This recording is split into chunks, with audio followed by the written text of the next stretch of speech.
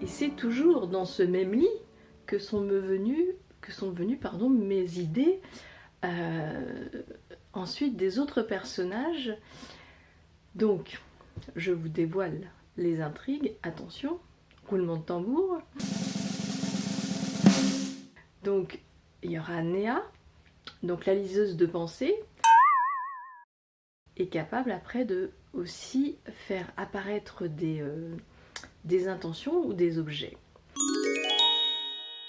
Ensuite, on va retrouver un autre personnage qui intègre l'aventure, Liane, mais je ne vous en dis pas plus. Mais ce personnage va être essentiel dans ce trio. Alors, il faut que je vous parle de mes 3 personnages qui sont nés aussi dans mes nuits d'insomnie. Je devais réfléchir à qui je vais donner tel ou tel pouvoir.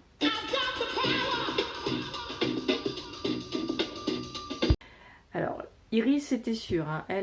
C'était l'héroïne de base, enfin c'est l'héroïne de base, je me suis dit, elle traverse les miroirs, il n'y a aucun doute. Stop!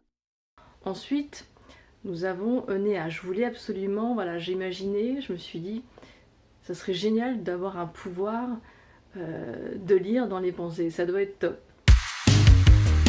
Puis après, les autres pouvoirs que j'ai incorporés à cette jeune fille, de pouvoir utiliser son esprit pour faire apparaître des objets et intentions, sont venus au fur et à mesure que j'écrivais le roman. Ensuite, petit secret de coulisses. Quand j'étais enfant, je rêvais beaucoup, enfin je rêve toujours, hein, mais je faisais un rêve récurrent, j'étais poursuivie par des monstres.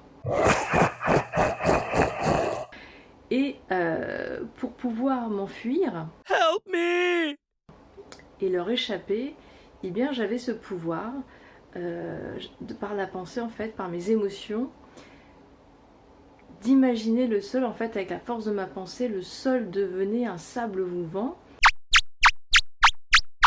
Voilà, je vous parle de ça, c'est la période de 4 ans à 7 ans.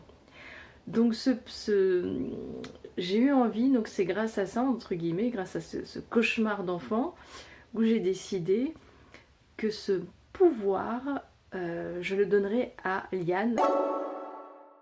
Donc le 3e personnage qui intègre l'aventure. Voilà, parce que je me suis dit, je peux pas donner ce pouvoir, je peux pas tout donner au même personnage. Voilà, donc comme ça, on a 3 adolescents avec 3 pouvoirs bien distincts.